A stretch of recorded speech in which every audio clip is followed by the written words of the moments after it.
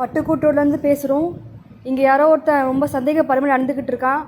இதுக்கும் கொஞ்சம் கவனமாகவே இருங்க எல்லாரும்.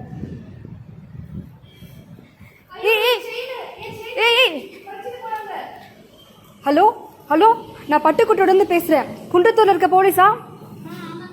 கொஞ்சம் இங்கே செய்ய தேடி ஓடி வரான். அவனை கொஞ்சம் பாருங்க. கிரே கலர் ட்ரெஸ் போட்டிருக்கான், பல்சரில் வரான். TN23 4646 வண்டி நம்பர். அவனை பார்த்துக்கோங்க. நான் பின்னாடி வரேன், நீங்கள் ஆப்போசிட்டில் வாங்க.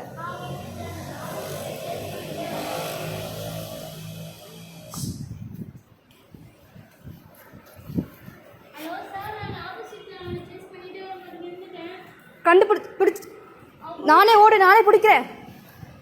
டேய் நில்றா. என்னை விட இவ்வளோ ஓடுறான். டேய் நில்றா. டேய்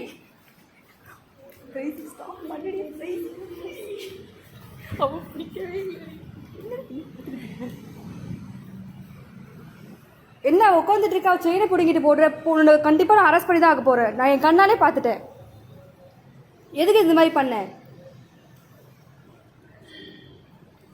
எனக்கு தேவை இருந்துச்சு, அந்த மாதிரி பண்ணேன். என்னதான் தேவை இருந்தாலும் இதுமாதிரி ஒரு மனுஷனுடைய உயிர் போகிற மாதிரியே தைரியம் பற்றி அழுத்துட்டு போவேன். ஆனாலும் உன்னை இப்போ நான் அட்ரஸ் பண்ணுறதுக்காக உன்னை பிடிக்கிற, பயப்படாத. என்னென்னா இப்போ எங்கள் டிபார்ட்மெண்ட்டுக்கு நீ ரொம்ப தேவைப்படுற. இப்போ ஓடும் போதே பார்த்து நீ என்னை விட வேகமாக ஓடுற.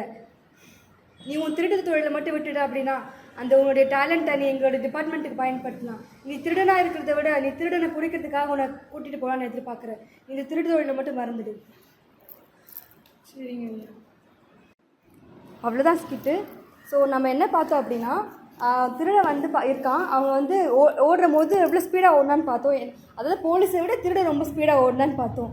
ஆனால் அவனுடைய வறுமையின் காரணமாக அவன் அந்த அந்த அவனுடைய டேலண்ட் வெளியே வராமல் அவன் பணத்துக்காக அதை பின்பற்றி போய் தப்பான வழிகளை அவனை வழிநடத்தி தான் இருந்தது.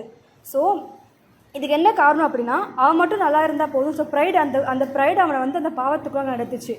நம்ம நிறைய பார்க்குறோம்.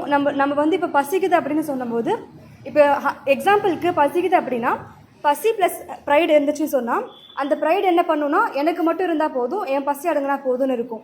ஆனால் அதே அந்த ப்ரைடு இல்லாமல் நம்ம பார்க்கும்பொழுது அந்த ஹங்கர் இருக்கோன்னா, இப்போ எம்பத்தியான இருதயம் இருக்கோன்னா நம்ம ஃபுட்டு நமக்கு மட்டும் இல்லாமல் மற்றவங்களுக்கு ஷேர் பண்ணணும் அப்படின்னு நினைப்போம்.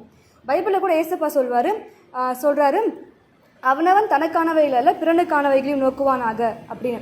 ஸோ ஒரு எம்பத்தியான இருதயத்தை தான் ஏசப்பா எதிர்பார்க்குறாரு. அது மாத்திரம் இல்லாமல் எத்தனையோ டேலண்ட் நமக்குள்ளே காட் வச்சுருக்காரு. அப்போ என்னுடைய பேர் மட்டும்தான், என்னுடைய நேம் மட்டும்தான் மகிமைப்படணும் அப்படின்னு சொல்லி அந்த பெருமை நிமித்தமாக நம்ம ஓடும்போது என்ன ஆகுதுன்னா, நம்ம பேர் மட்டும்தான் அது வெளியே வருமே தவிர ஏசப்பாவோட நாமம் அதில் வெளியே வராது. ஸோ அந்த நேரத்தில் அந்த பெருமை கர்த்தருக்கு விரோதமாக இருக்குது. அதுவே நம்ம வேறு எதனா டேலண்ட்டோ இல்லை வேறு எதனா ஸ்கில்ஸோ நம்மக்கிட்ட இருக்கும்பொழுதும் அந்த நேரத்தில் அந்த ப்ரைடு நமக்கு வெளியே வரும்பொழுது அது வேறு யாருக்கும் யூஸ்ஃபுல்லாக இருக்காது. அது நமக்கும் அது யூஸ்ஃபுல் கிடையாது. பிகாஸ் அது உலகத்தோடு முடிஞ்சிடும். அடுத்து காடுக்கு கண்டிப்பாக யூஸ்ஃபுல் கிடையாது. அவர் நாம க்ளோரிஃபை ஆகாது. அது மற்றவங்களுக்கும் யூஸ்ஃபுல் கிடையாது. ஸோ நம்ம லைஃப்பில் நம்ம வாழ்கிறோம் அப்படின்னா நமக்கு கர்த்தர் கொடுத்துருக்க தாளந்துகளையும் அவர் கொடுத்த அவர் ஆசீர்வாதங்களையும் நமக்கு மற்றவங்களுக்கு பயன்படுத்தும் பொழுது தான் கர்த்தர் நம்மளை இன்னும் கொஞ்சம் ஆசீர்வதிப்பார். ஸோ அந்த பெருமை தான் இப்போ இந்த இடத்துல நம்ம கர்த்தருக்கும் நமக்கும் ஒரு பிரிவினை உண்டாக்குறதா இருக்குது. இந்த பெருமையை விட்டு நம்ம வாழும்பொழுது கர்த்தர் நம்ம இன்னும் அதிகமாக எடுத்து பயன்படுத்துவார். ஸோ நம்ம லைஃப்பில் நிறைய காரியம் நம்ம நடந்துக்கிறோம். அதில் நமக்கே தெரியாமல் எத்தனையோ காரியங்கள் பெருமை வெளிப்படலாம். நம்ம அதை நோட்டீஸ் கூட பண்ணியிருக்க மாட்டோம்.